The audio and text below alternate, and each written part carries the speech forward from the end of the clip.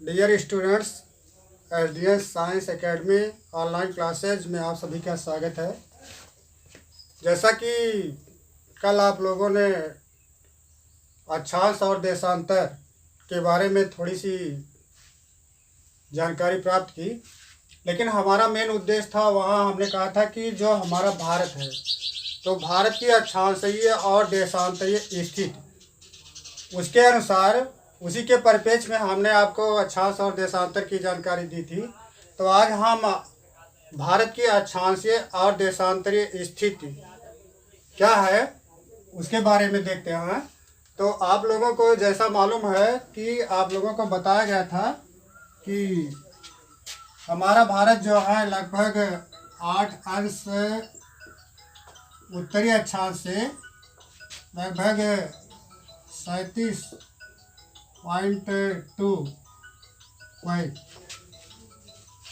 North है। ये उत्तरी अक्षांश पे, कहने का मतलब यहाँ से यहाँ तक जो आपका है, ये उत्तरी अक्षांशों के मध्य स्थित है। फिर इसका जो देशांतरीय विस्तार है, चाहे आप इधर से कह सकते हैं यहाँ तक, तो जो इसका अक्षांशीय देशांतरीय विस्तार है वो 68 डिग्री से लगभग 97 डिग्री तक ये फैला हुआ है। यदि 68 डिग्री ईस्ट से 97 डिग्री ईस्ट देशांतरों के मध्य हमारे देश की स्थिति है। अब आप देखिए हमारा देश, क्योंकि आप लोगों ने जाना हमारा देश जो है एशिया महाद्वीप के जो है दक्षिणी सिरे पर स्थित एक दक्षिण एशियाई देश है, एशिया महाद्वीप का। और ये इसके जो नॉर्थ है, इसके उत्तर में हमारा देश भूमध्य रेखा के उत्तर में 8 अंश उत्तर में स्थित है, शुरू होता है। तो हमारे देश के जो दक्षिणी सिरा है, उस सिरे पर हमारा जो हिंद महासागर है वो प्रवाहित होता है। कहने का मतलब हमारे देश के दक्षिणी सिरे पर हिंद महासागर है। और 8 अंश से शुरू होने के बाद हमारे यहाँ आप देखते हैं जो एक 23.5 अंश की रेखा होती है, जिसको हम कर्क रेखा कहते हैं। वो कर्क रेखा जो है हमारे देश को 2 बराबर भागों में बांटती है। यह भारत के मध्य से जाती है। कर्क रेखा भारत के लगभग 8 राज्यों से गुजरती है। ये कर्क रेखा, जिसमें आपका गुजरात, राजस्थान, मध्य प्रदेश, झारखंड, गुजरात, राजस्थान, मध्य प्रदेश, झारखंड, पश्चिम बंगाल,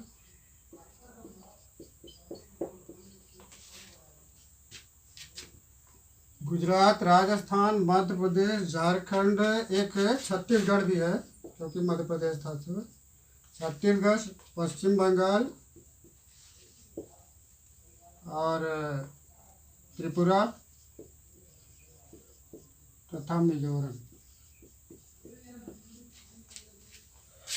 इन 8 राज्यों से ये कर्क रेखा जो है गुजरती है, जो हमारे देश की उत्तर से दक्षिण, यानी नॉर्थ टू साउथ, उत्तर से दक्षिण की जो दूरी है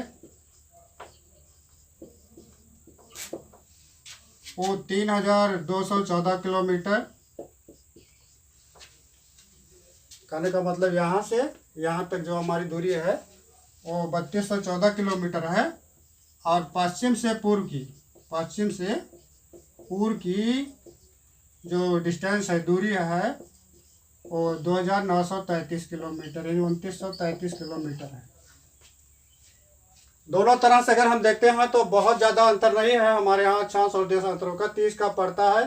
लेकिन थोड़ा उत्तर और दक्षिण की दूरी ज़्यादा है और बहुत ज़्यादा नहीं है। इस प्रकार से हमारे देश का जो ये आकार है एक तरह से चतुष्कोणीय हो जाता है, चतुर्भुज की तरह हो जाता है। तो इसके बाद हम देखते हैं जो हमारे यहाँ हमारे देश की जो स्थल सीमा है और जल सीमा है। स्थल सीमा क्या है, जल सीमा, तो दोनों हम यहाँ देखते हैं इसकी बाउंड्री कहाँ से शुरू होती है। आप देखते हैं ये गुजरात है। पहले हम भारत के चारों जो अंतिम स्थलीय बिंदु हैं, अंतिम स्थलीय बिंदु,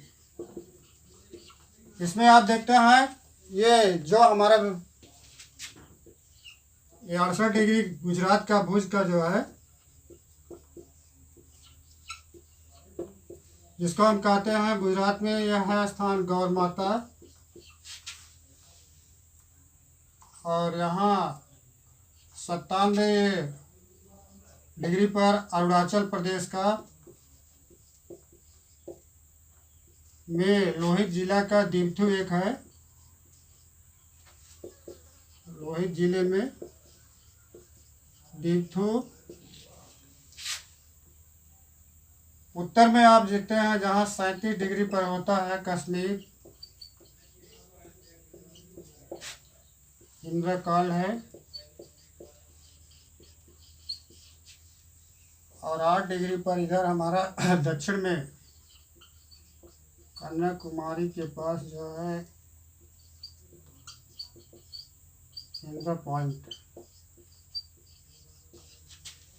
ये भारत के अंतिम चारों जो है स्थलीय बिंदु है, उत्तर दक्षिण पश्चिम पूर्व में।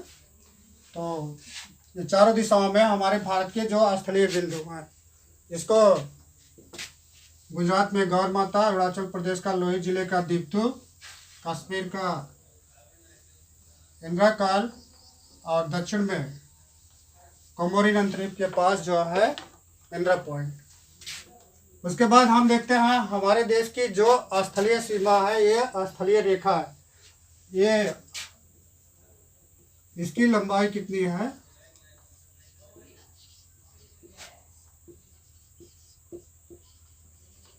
ये लगभग 15,200 किलोमीटर है, जो कि यहाँ गुजरात से शुरू होकर के, आप देखते हैं ऐसे गुजरात से शुरू होकर के ऐसे आ रही है, यहाँ जो है बर्मा तक फैली हुई है। उसके बाद हम देखते हैं हमारी जो जलीय रेखा है या जल तट रेखा है, जल सीमा आप करिए, यहाँ देखते हैं गुजरात से शुरू होती है, ऐसे ऐसे जा करके जो हमारे पास जितना यानी कोस्टल लाइन है, समुद्र तट है, ये 6100 किलोमीटर है।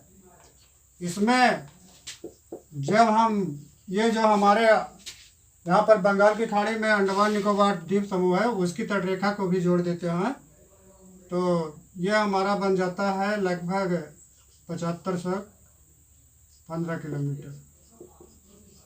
ये कुल तट रेखा हमारे पास है।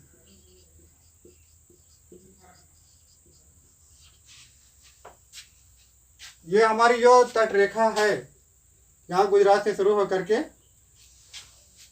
यहाँ गुजरात, गोवा, कर्नाटका, केरला, तमिलनाडु, आंध्र प्रदेश, उड़ीसा और बंगाल तक ये फैली हुई है।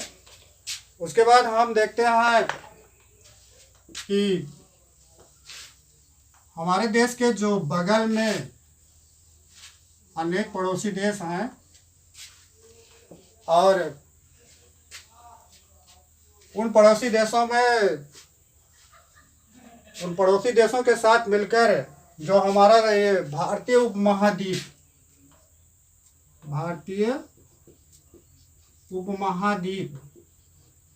भारतीय उपमहाद्वीप में कौन कौन देश शामिल होते हैं, तो देखिए भारतीय उपमहाद्वीप में पाकिस्तान,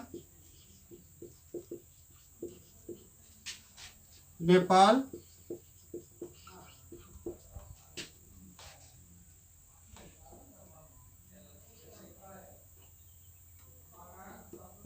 नेपाल, और उसके बाद जो है पूर्व में आपका हो जाता है बर्मा, और खुद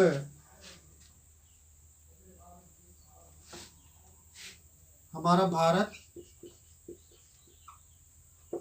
और बांग्लादेश। ये 5 देश जो है, ये इनको भारतीय उपमहाद्वीप में शामिल किया जाता है। भारतीय उपमहाद्वीप में ये शामिल देश जो हैं,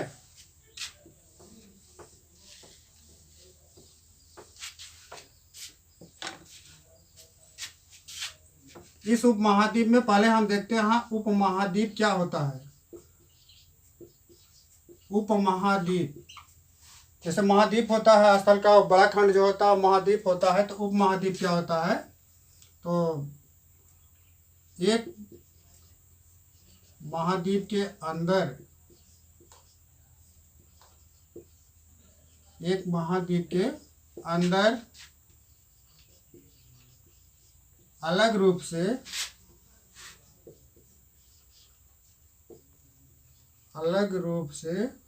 भौतिक और सांस्कृतिक पहचान रखने वाला, भौतिक और सांस्कृतिक रूप से अलग पहचान रखने वाला क्षेत्र उपमहाद्वीप या सब कॉन्टिनेंट कहा जाता है।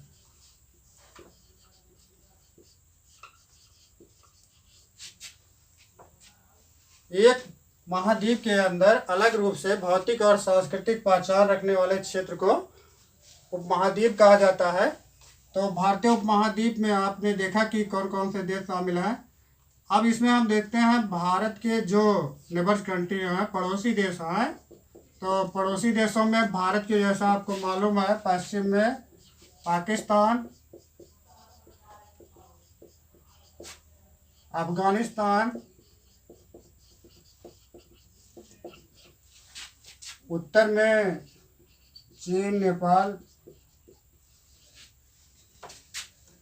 उत्तर पूर्व में भूटान, पूर्व में बांग्लादेश और म्यांमार,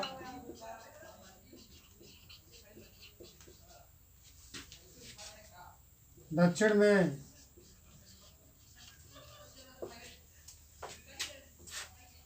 द्वीपीय देश जो हैं श्रीलंका और मालदीव, श्रीलंका और मालदीव, ये हमारे देशों के पड़ोसी देश हैं, जिनको नेबर्स कंट्री ऑफ इंडिया कहा जाता है।